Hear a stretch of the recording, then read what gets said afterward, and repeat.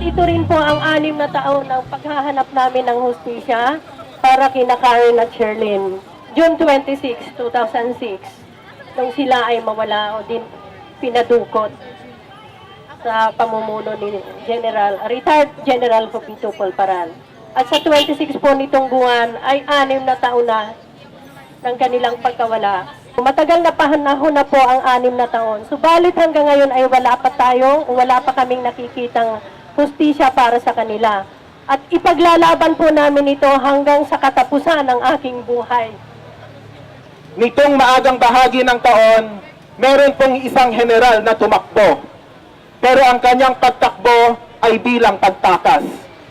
Ngayong araw na ito, buwan ng Hunyo, merong maraming estudyante na tumatakbo.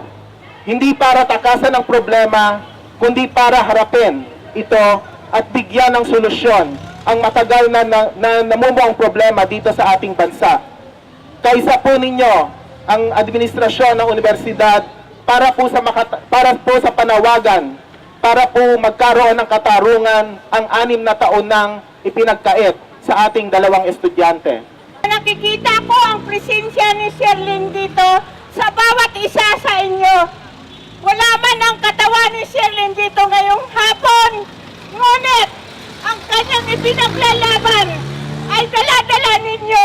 Tangay-tangay natin.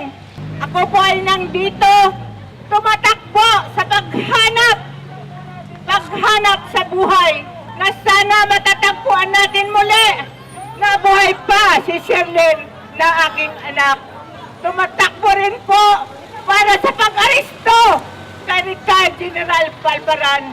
Hindi po ako magpapabaya at hindi po ako titigil na hindi maparusahan ang mga salarin na yon.